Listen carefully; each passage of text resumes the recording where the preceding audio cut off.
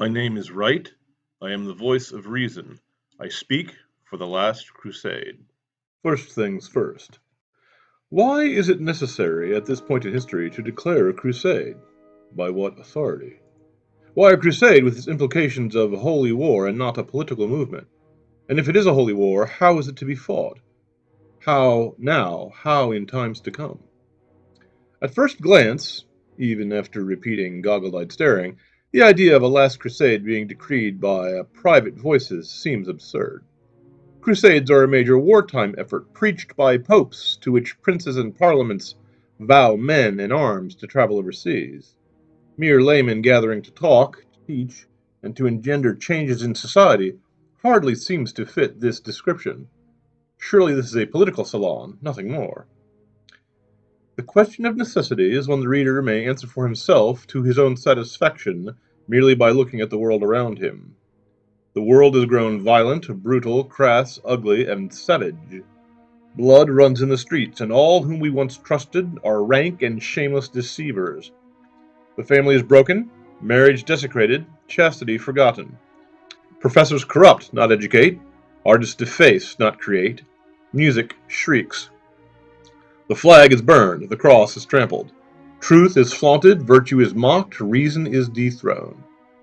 More to the point, the enemy is now openly calling for violence, assassinating police, and urging into our midst the jihadists and mass rapists of an alien and savage people meant to intimidate, humiliate, and conquer us. Peaceful means of regress still linger, and we must have first resort to them while time remains. But by any account, little time remains. No great public institution erected by our ancestors for the defense of our liberties remains uncorrupt. The legacy news media are wholly subsumed into the madness of political correctness and social justice warfare. The press and Hollywood, Wall Street and Washington, D.C., academia, men of letters, and men of the cloth have gathered to form an incestuous and unholy alliance against us. And all these have shown their true colors in their support for Islamic terror now, even as they supported communist terror in years past. Newsmen were silent about the genocide of Jews in Germany in my father's day, and are silent about the genocide of Uyghurs in communist China in this day.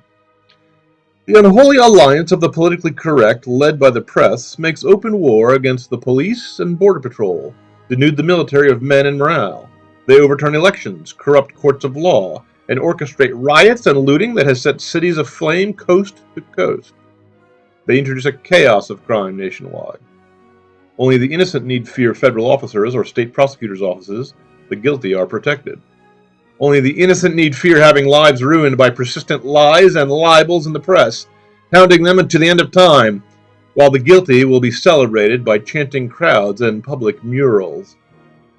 In these days, not only has the darkness grown, and tyrants, both great and petty, waxed insolent and bold, but also the light has waned, and no clear vision is revealed to the public view of any hope. All men of goodwill know by instinct that despotism, insanity, perversion, atheism, and lies are black-hearted, empty-headed, blind, and void of truth. And so all recoil with disgust at the latest offenses, outrages, and enormities perpetrated by ideologues at home and tyrants abroad. But the vision of what to erect in the place of the current sewer pit of our popular culture, the corrupt fever swamp of our current politics, and the haunted desolation of our current academia, has grown dim and confused. No one knows what the future is to be. The sad fact is that the classical liberal vision of a federated commonwealth ruled by a free and equal citizen soldiers answers only political and not philosophical questions. These questions are no longer pertinent. The current controversies embroiling our civilization today are called political questions, but none of them are. Not one. Whether sex is a social construct or a biological fact and spiritual reality is a scientific and theological question, not a political one. Whether life begins at conception is a biological question with ethical implications. Whether catamites can celebrate their unnatural alliance with sodomites via desecrating the sacrament of marriage is a question of canon law, where the secular power should have no voice at all. What reciprocal duties a man owes his family, clan, tribe, race, and nation versus what he owes all mankind is a philosophical question with legal implications. Whether all men are created equal is a religious question with political implications. Whether only black lives matter and white lives do not, hence, is also a religious question. Whether truth is absolute or relative is an ontological question. Whether reality, including the minds of man, is no more than matter in motion is a metaphysical question. Whether the free will exists or whether man has innate dignity, these are theological questions. Some of these questions have political implications, but none primarily can be decided by any discussion of political priorities, nor are the controversies to be addressed by changes to military deployments, tax policies, trade, regulations, public works, or any of that business. Rather, all these questions involve changes to private life hitherto considered outside the sphere of politics. Within politics, there is no serious attack being made against the idea of liberal democracy. Against the reality, yes, but not against the rubric. Even those working assiduously to undermine elections claim, at least in lip service, to be fortifying elections. The Democrats are destroying democracy in the name of democracy. So the name of democracy still holds good. No one is against the name of it, merely the reality. However, the faith of this conservative vision of liberal democracy, the vision of the American way, has largely failed. It no longer excites loyalty and trust. Because of this, certain fringe groups with no general appeal, such as monarchists or racists, national socialists or nationalist libertarians, solely because they are the sole voices offering an alternative to political correctness, now receive undue attention. Many an eager youth of sophomoric age, innocent and gullible, receives these old heretical ideas as if they were fresh and new. And the sophomore has never heard the centuries-old refutations of these tired and exploded theories long dead, and so he is baffled and convinced. Neither the conservatives, who are oddly dumbfounded when it comes to questions deeper than practical political questions, nor the libertarians, who are dumbfounded when practical political questions arise, have any answer to the deep questions of the day. The philosophical foundations of our civilization has been ruthlessly and deliberately undermined by the treachery of our intellectuals for over a century. The left of this generation is no longer concerned with merely political questions. A political question is one concerning the proper laws, customs, policies, and practices needed to secure the rights of man and maintain peace and order within the state. Politics is concerned with matters of property rights, family law, torts and crimes, war and peace, regularizing coin money and foreign trade, or with the maintenance of common property such as common greens and public parks. Those are political questions. Whether or not a pizza parlor can be forced against the conscience of the owner to cater to a mockery of a wedding celebrating sodomy, not matrimony, that is not a political question. It is an ethical, philosophical, and ultimately a theological question.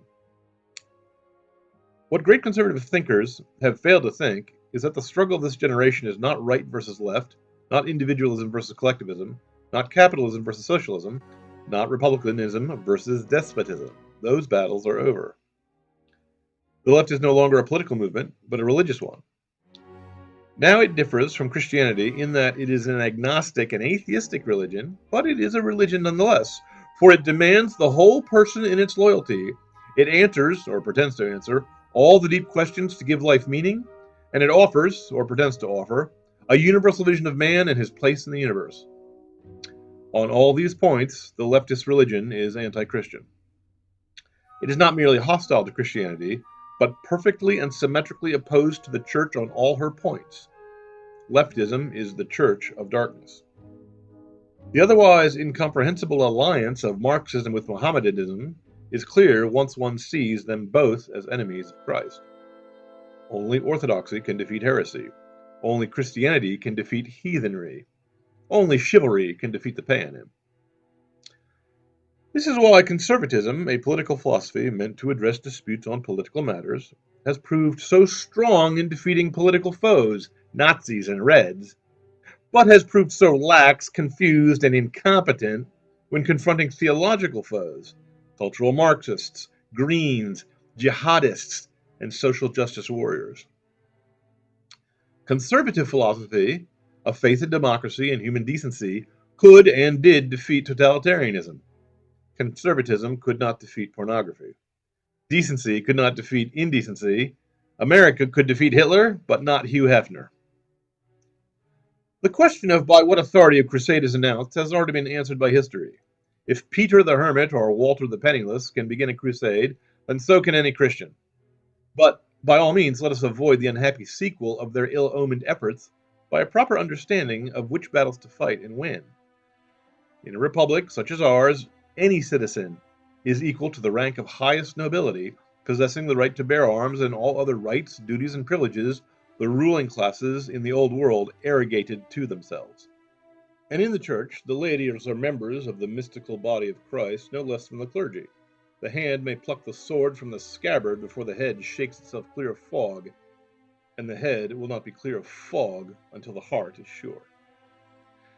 The second question is whether the church and all Christians and all men of goodwill, whatever their faith, have the right to engage in the struggle. Unbelievers and ill-wishers of the church already, even in this first hour, rush to say that all Christians, in order to be true to the teachings of Christ, must passively and with perfect pacifism accept whatever humiliation, degradation, dishonor, defeat, dismemberment, wound, pain, sorrow, and death the enemy seeks to inflict on us. It is all lies.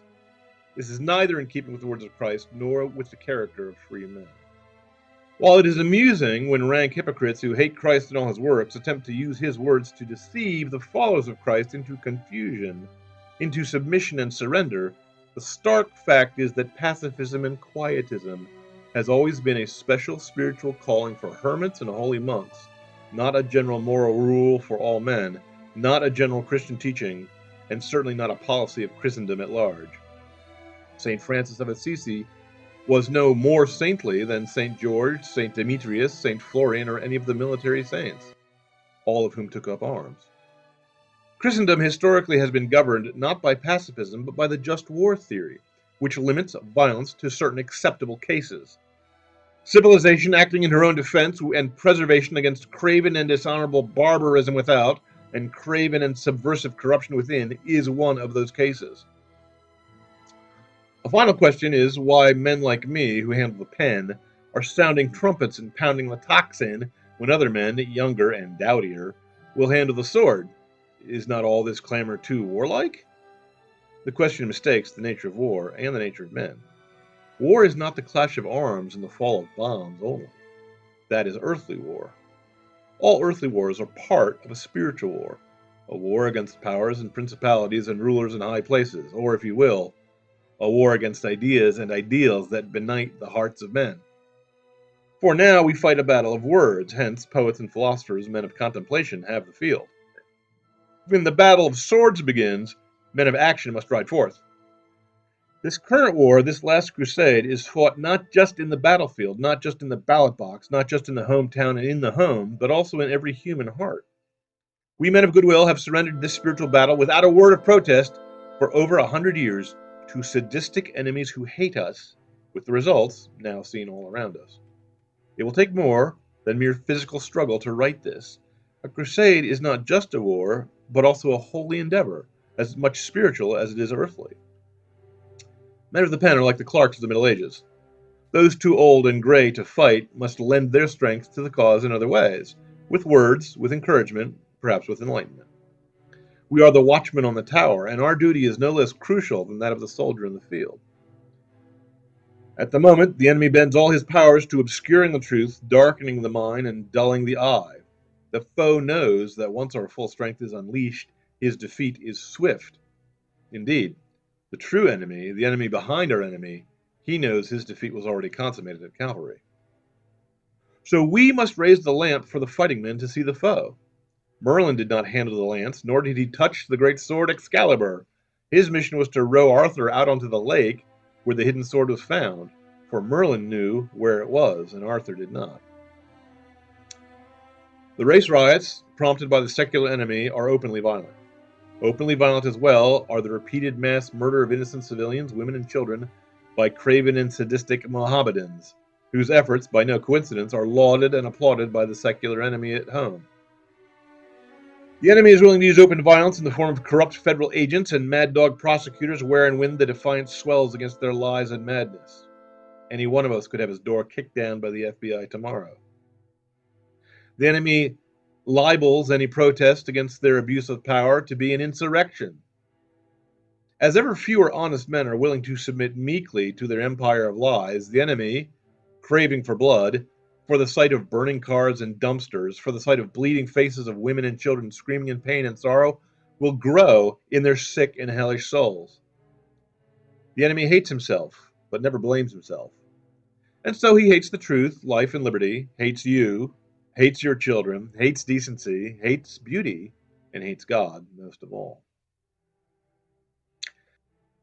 If the enemy can tell utterly absurd lies about men and nature, about science, about politics, about economics, about history, he can compel his victims to repeat those lies and to pretend to believe them. And this gives the enemy a sick and sadistic sense of power.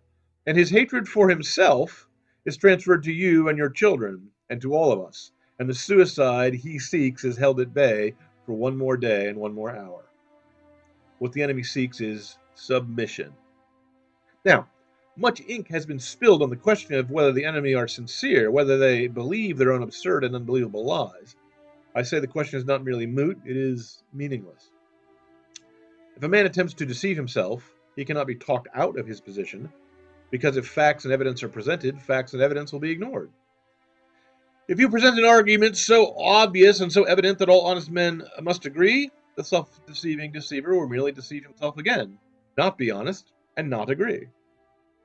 So if a confirmed zealot cannot be talked out of his position, his sincerity or lack thereof is moot. Sincerity means a man comes honestly by his belief. It means he is honest in intent, even if he is honestly mistaken. It means he will change his mind, reluctantly or not, upon discovering his mistake. But this enemy is not honest in intent. This enemy craves a narrative, that is, a falsehood. He craves to comfort himself and to prop up his crippled self-image. Reality will not flatter him. He seeks unreality. Such men will not gracefully and with goodwill release their stranglehold on power. They don't even clean up after themselves after protest marches. They have been thwarted in small things now, and so they resort to a few riots, burning a few neighborhoods, and applauding and encouraging a few thousand deaths by jihadists. When they are thwarted in large measure, the violence in large measure will grow. So now is the time to prepare. Now is the time to stock supplies and sharpen the sword. More to the point, now is the time to clarify and reaffirm what we believe. The fortress called civilization is coming under ever more dramatic attack. It is time to check the foundations, which are the abstract notions of philosophy and the concrete tenets of Christ on which Western civilization is based. Nonetheless, an open war is not yet upon us.